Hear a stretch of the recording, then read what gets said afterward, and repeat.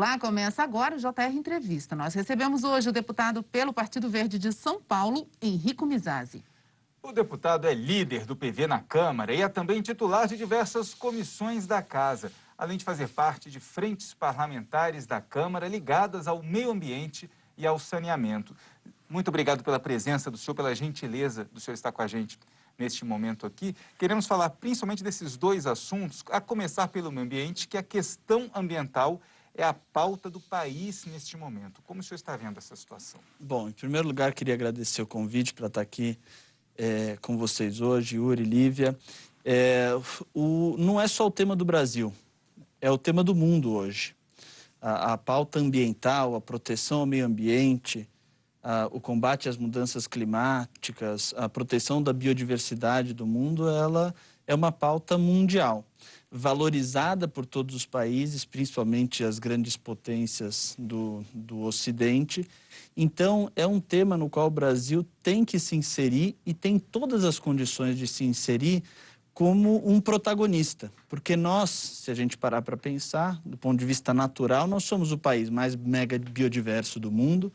Nós temos condições naturais extraordinárias para entrar nessa economia verde, nesse novo paradigma econômico com protagonismo. Então, eu acredito que, pelo menos, eu enxergo dessa forma, vejo que muitos no parlamento enxergam dessa forma, e que a pauta ambiental, ela não é só uma questão ideológica, ela é uma imposição dos fatos e ela é central não só para a proteção ao meio ambiente em si mesma, mas para o nosso desenvolvimento econômico e para o nosso processo de inclusão social. A pauta ambiental hoje é um eixo central, estratégico para o nosso desenvolvimento econômico, porque ela é valorizada no mundo inteiro. Então, eu acredito que essa é a consciência que nós temos que ter e temos que extrair as consequências desse fato que está sendo imposto pela realidade do mundo. Deputado, o senhor já disse que a política ambiental do governo, ela tem um duplo comando, um do ministro do Meio Ambiente e outro do vice-presidente da República. Na sua visão, quais são as implicações dessa situação? Eu disse isso uma vez, com relação à Amazônia especificamente, que há um protagonismo do general Mourão com a presença do Exército na Amazônia, mas todo o aparato, todo o Sistema Nacional de Meio Ambiente, todas as instituições que têm a competência jurídica para fazer a gestão ambiental estão subordinadas ao Ministério do Meio Ambiente. Então, me haviam perguntado o que eu achava da presença do Exército. E, para mim, todo mundo que quiser somar na proteção à Amazônia é muito mais do que bem-vindo. O que é preciso é haver um norte. O que é preciso é haver uma coordenação e uma utilização inteligente e consciente de todo esse aparato do Sistema Nacional do Meio Ambiente, com o IBAMA, com o ICMBio. Então, me parece muito contraproducente que haja dois focos de atuação e de prioridade, um subordinado ao vice-presidente Hamilton Mourão, junto ao Exército, e outro no Ministério do Meio Ambiente. Eu quero que todo mundo participe, mas precisa haver uma coordenação única para que os esforços confluam numa mesma direção. O desafio da Amazônia é um desafio tremendo, é um território gigantesco, são desafios, a gestão da Amazônia, o combate ao desmatamento, o combate também às queimadas na Amazônia, ao garimpo ilegal, enfim, todos os problemas que nós sabemos, ele exige os esforços de todo mundo.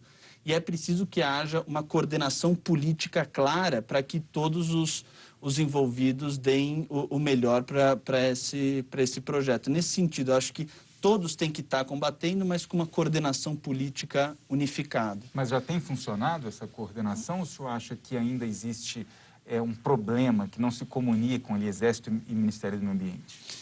Eu vejo assim, pelo menos do ponto de vista da imagem pública, o que me passa é ainda uma falta de unidade, principalmente na parte do discurso. E eu estou também um pouco falando com relação àquela que saiu na mídia, que eu não utilizaria mais o dinheiro para o combate, o ministro do Meio Ambiente disse que não estaria travado, e depois o vice-presidente da República falou que isso havia sido precipitado. Então, esse tipo de imagem que é passada é terrível para o país, porque mostra que há uma descoordenação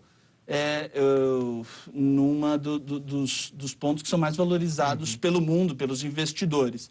Então, eu acredito que tem muito a melhorar na coordenação. Não acredito que a gente tenha atingido um ponto em que a gente possa ficar satisfeito. O senhor falou no início, repetiu agora essa questão do mundo estar de olho no Brasil. O senhor acredita que isso daqui para frente vai ser cada vez mais assim em relação à questão ambiental? Certamente, eu não tenho dúvida nenhuma. A gente vê, eu estou dizendo muito do mundo, que hoje mesmo eu li uma notícia a respeito do próprio governo francês colocando entraves à ratificação do acordo União Europeia-Mercosul por causa da questão ambiental. Outros governos da Europa já falaram a mesma coisa.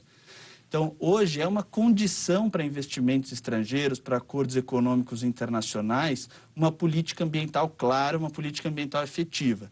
É condição para investimentos, tem muitos fundos que agora têm essa condicionalidade também da gestão ambiental. Enfim, isso daqui veio para ficar pelas próximas décadas, graças a Deus, na minha visão.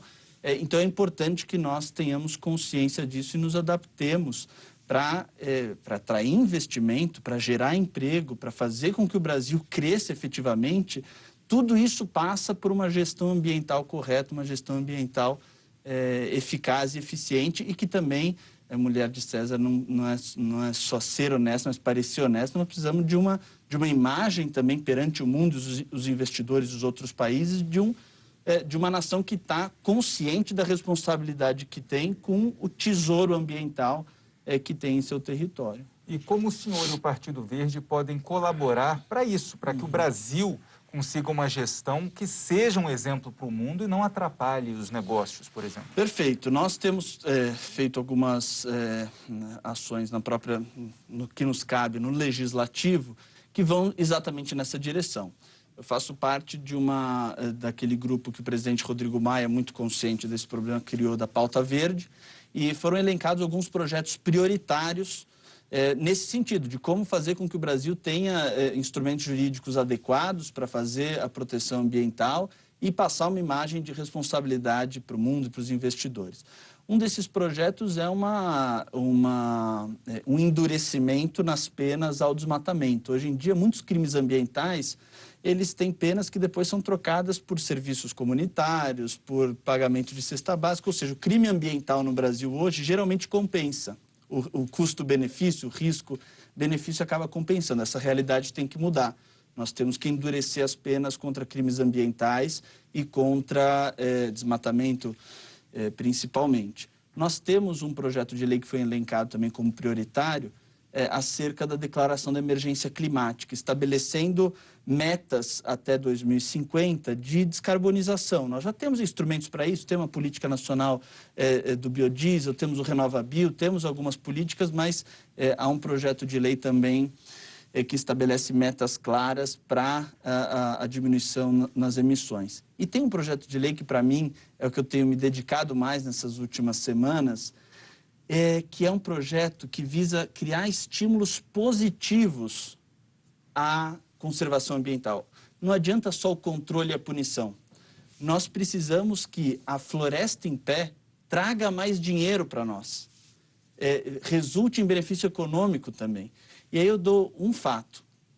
As grandes empresas do mundo, elas estão se colocando metas audaciosas, ambiciosas, de neutralização das emissões e muitas vezes de recuperação de tudo que foi emitido desde a sua fundação. Eu dou aqui o exemplo da Microsoft, com quem eu tive e conversei. Então, há um mercado de títulos para compensação de emissão gigantesco. O que esse projeto que eu tenho trabalhado, que é de autoria do deputado Zé Silva, PL 7578, ele propõe? Ele propõe um caminho para que ativos ambientais que geram serviços ecossistêmicos sejam transformados em ativos financeiros transacionáveis no mercado imobiliário. Que é o seguinte, o produtor, o proprietário de terra que conserva a vegetação nativa, conserva nascentes, conserva a biodiversidade, ele precisa não só ser punido se ele deixar de conservar, mas ele precisa receber, ganhar, poder lucrar também, que é legítimo, com a preservação do meio ambiente. Dessa forma, a gente atua, sim, pela parte da punição e do controle, que é necessária, mas atua também, principalmente, com incentivos positivos, mostrando que o meio ambiente não é um entrave ao crescimento econômico. o meio ambiente é um dos grandes aliados do crescimento econômico no Brasil. Então, tem uma série de projetos que, claro, depois precisam se transformar em políticas públicas efetivas, que sejam, que cheguem, de fato, a ser concretizadas, e nós temos um papel de acompanhar isso depois, né, que a lei seja efetivada e operacionalizada, mas há uma série de projetos que nós estamos discutindo para poder ajudar, não só o governo, mas ajudar o país a melhorar a nossa proteção ambiental e a nossa imagem perante o mundo. E você pode assistir ao JR Entrevista na Record News às 10h30 da noite, no portal R7, no Play Plus, no Jornal da Record, no JR 24 horas, à 00h30 e também nas nossas redes sociais. Deputado, a gente tem visto nos últimos dias aí a situação do Pantanal, uma situação muito triste, imagens fortíssimas, inclusive. Nesse período se diz muito que as causas seriam as secas durante muito tempo e também provavelmente ações de alguns fazendeiros. Como é que o senhor vê essa situação? O que dá para ser feito? O que pode ser feito nesse momento? Perfeito. É uma situação absolutamente dramática. Realmente as queimadas no Pantanal, que sempre existem, é verdade que sempre existem em certa época do ano de maior seca, de estiagem, elas estão numa dimensão inaudita esse ano. Eu andei perto lá no interior de São Paulo, no oeste do estado de São Paulo, essas últimas semanas, e vi também o quão seco está, o quão quente e quantos focos de incêndio há. Então, isso tem que separar duas coisas. Uma coisa é o ato criminoso, o incêndio criminoso provocado. Isso a gente precisa de uma confluência de esforços entre os órgãos de fiscalização ambiental e os órgãos de defesa da ordem pública, os órgãos policiais, para evitar incêndios criminosos. E, de outro lado, nós precisamos nos preparar antecipadamente, do ponto de vista orçamentário, do ponto de vista de estrutura, para que os órgãos ambientais competentes no combate tenham com celeridade os meios em mão para, uma vez acontecido, frear. E, de novo, precisa dessa confluência também de governo federal com governos estaduais e municipais, precisa de unidade. Não dá para... esse é o tipo de problema que diz respeito a todos nós. Não é um órgão aqui que vai solucionar e não é ações esparsas. A gente precisa de assim como para a Amazônia, nós precisamos de um master plan para o Pantanal. Precisa de uma política pública consistente de Estado de combate às queimadas. Isso não se improvisa. Isso precisa ser construído como política pública efetiva ao longo dos anos. Agora, por que acontece isso? Nós tivemos um aumento, na visão do senhor, do número, da quantidade de focos de incêndio, né? A gente tem números do INPE que dizem isso, por causa de pessoas colocando fogo de propósito na mata, na nossa floresta. Por que isso acontece?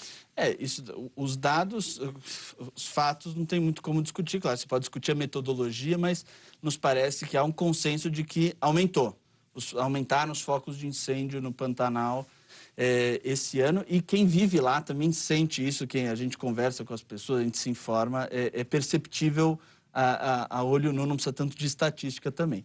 Agora, outra questão é julgar o que está por trás disso, o quanto disso é criminoso e o quanto não é. Aqui, a única coisa que eu acho que nós podemos fazer com relação a isso é não abrandar a retórica da punição aos crimes ambientais. Quando a gente está na política somos autoridades públicas, a gente não pode, do ponto de vista retórico, dar o sinal de que há um abrandamento com relação ao olhar a isso. Então, eu vejo que muitas vezes a gente tem uma forma de falar que acaba por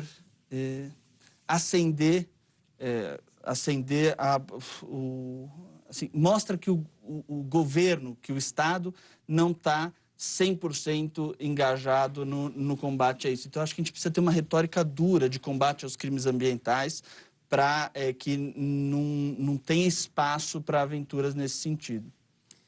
Deputado, vamos falar agora de um assunto também importante para milhares de brasileiros, que foi aprovada a Lei Geral do Saneamento Básico, o marco, né, do saneamento básico, e foi já sancionado pelo presidente. Como é que o senhor vê essa lei? É uma revolução no saneamento básico no Brasil. Não são só milhares, são milhões de brasileiros. Hoje a gente tem os dados que são dados vergonhosos para o Brasil. Nós temos 50% da população cujo esgoto não é tratado, 100 milhões de brasileiros, e 33 milhões de brasileiros que não têm água potável, que não têm chegando água encanada potável em casa. Então, é um problema típico do século XIX que resiste no século XXI. O que a gente precisa para solucionar? Dinheiro. Infraestrutura de saneamento não é, do ponto de vista tecnológico, algo a ser superado, difícil de fazer, mas precisa de investimento grande. As pesquisas dizem algo em torno de 500, 600 bilhões de reais. Então, para isso, a gente precisa ter uma regulação clara, uma regulação que dê segurança jurídica para que o capital privado possa investir, não para suplantar e para acabar com o investimento público no setor, muito pelo contrário, mas para trazer mais dinheiro. A gente não vai ter 500, 600 bilhões de reais disponíveis no setor público nas próximas décadas para investimento. Então, é isso que o Marco Legal do Saneamento faz.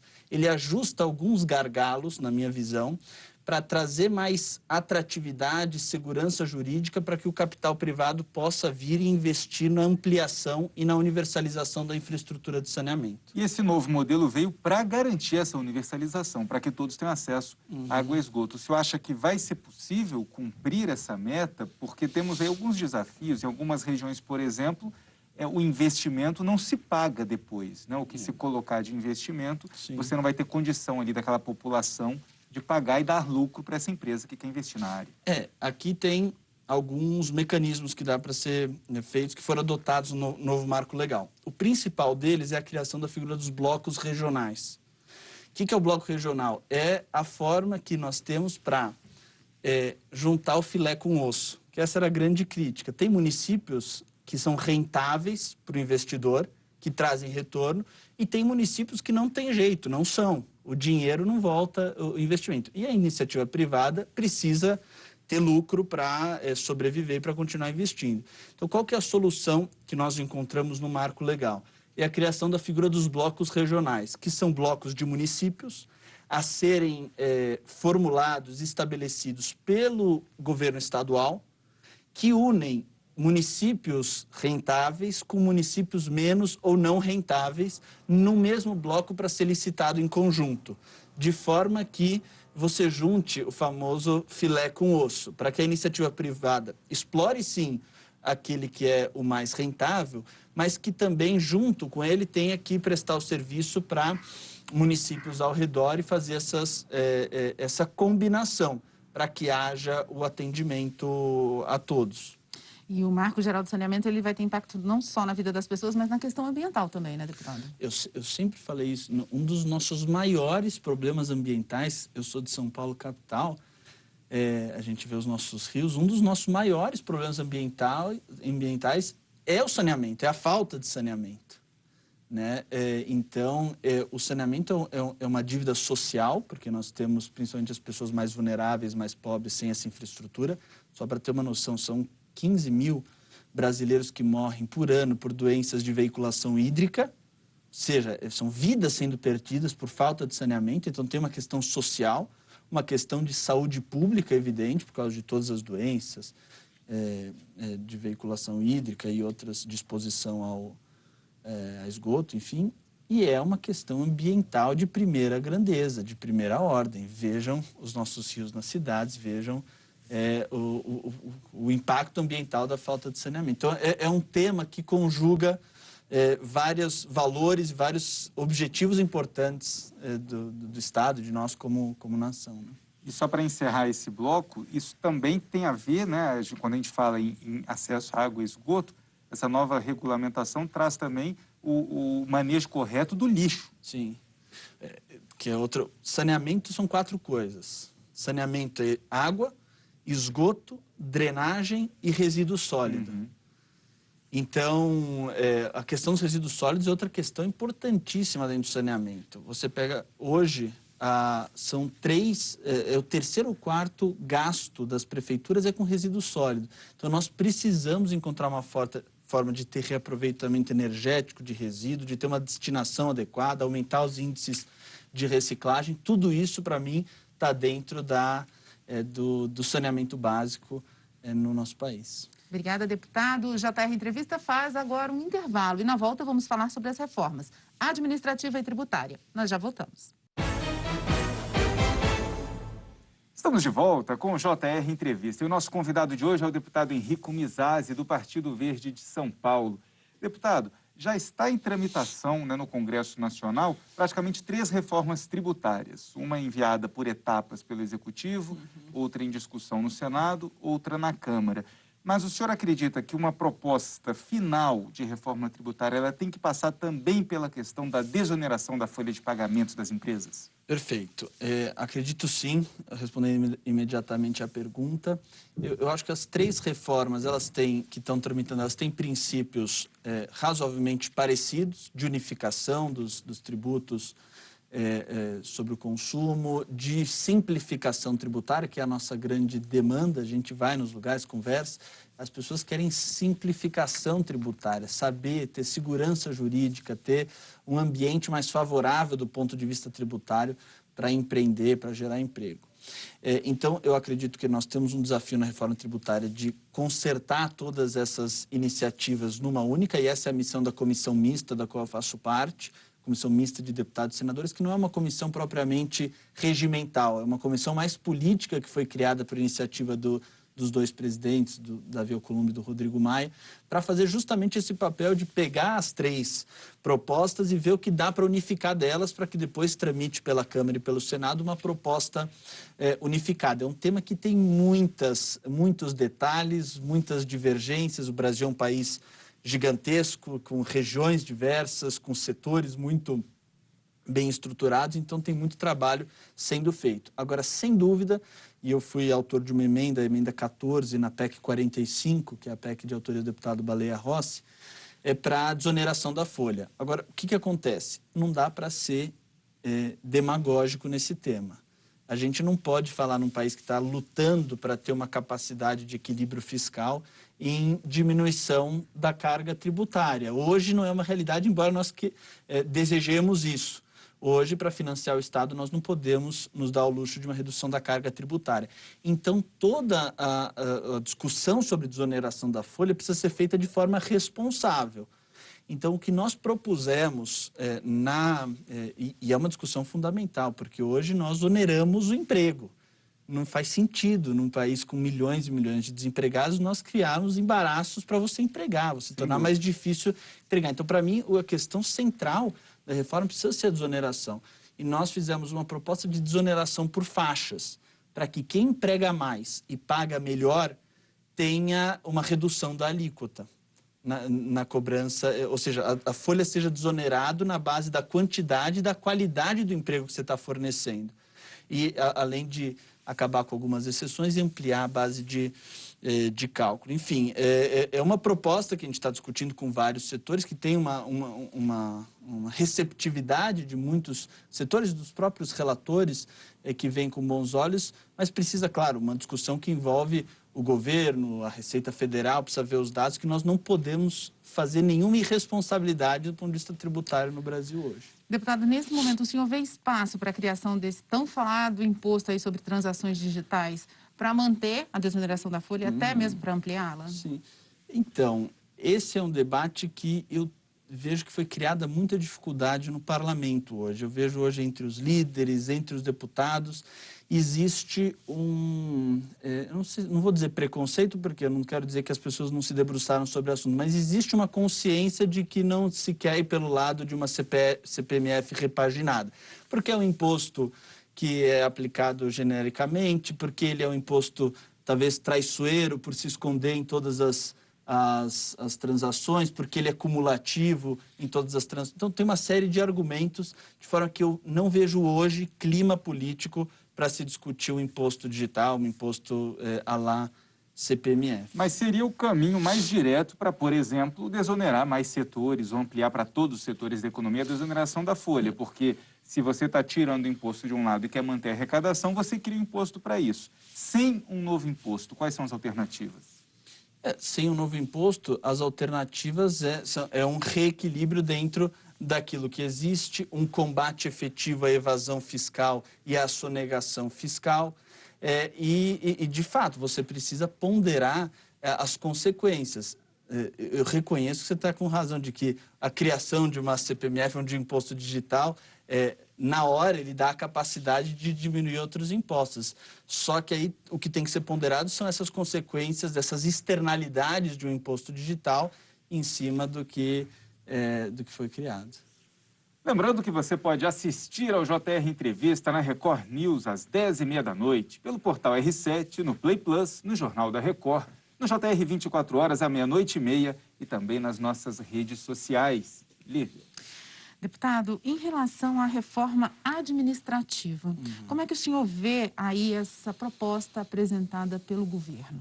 Não, perfeito. A reforma administrativa, do ponto de vista principiológico, eu acredito que ela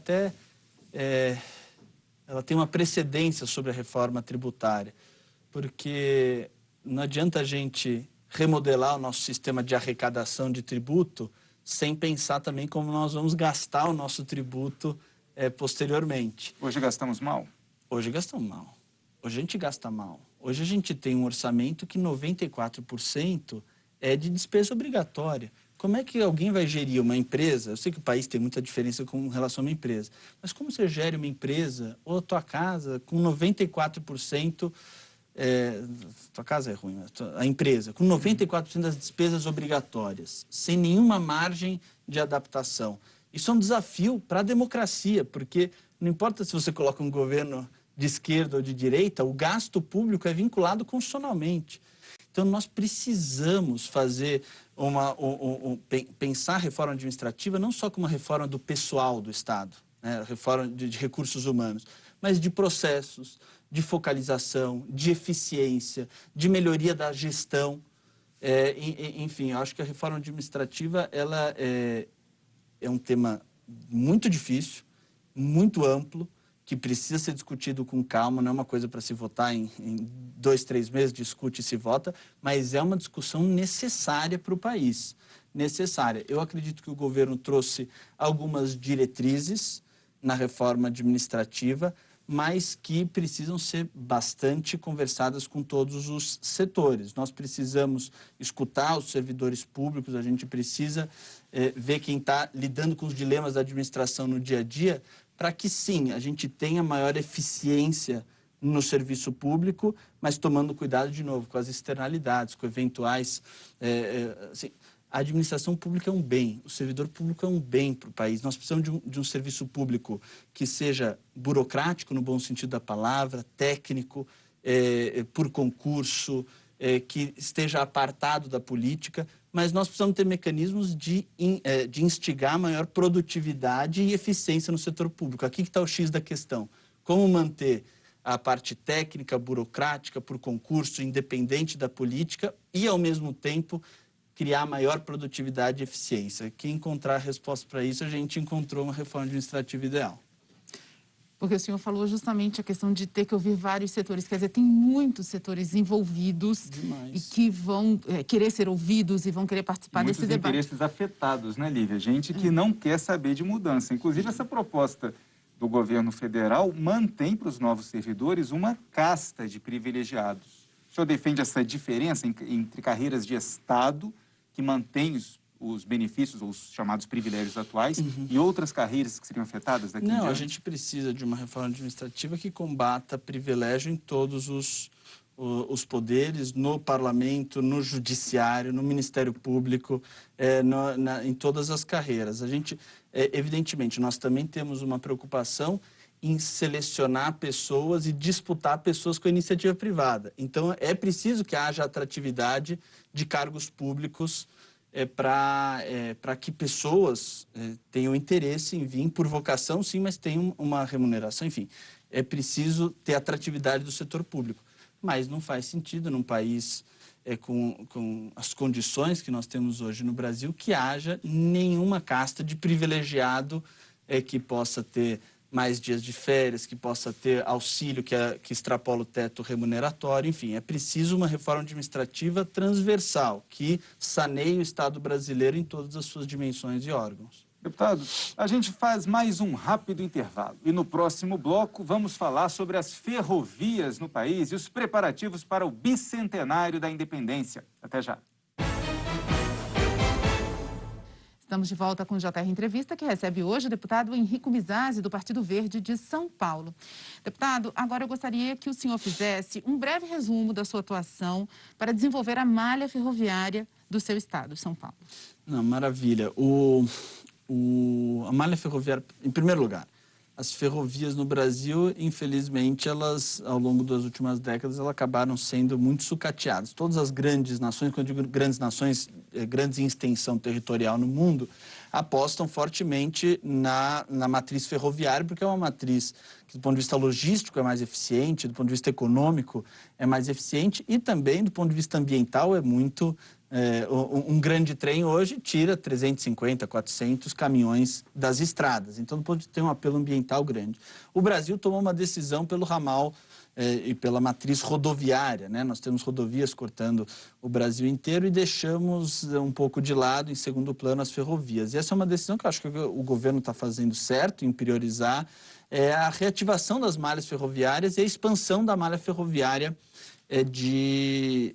do país. Lá em São Paulo nós temos o Porto de Santos, que é o grande porto da América Latina e que tem uma malha ferroviária que chega lá, que desemboca em Santos para exportação, que faz com que o escoamento de todo o centro-oeste do Brasil possa descer por São Paulo e chegar a Santos de uma forma mais eficiente. Então, tendo essa dimensão tanto logística como ambiental, eu coloquei como uma das prioridades do mandato trabalhar por isso. Claro que não era uma questão 100% legislativa, mas uma questão política de trazer.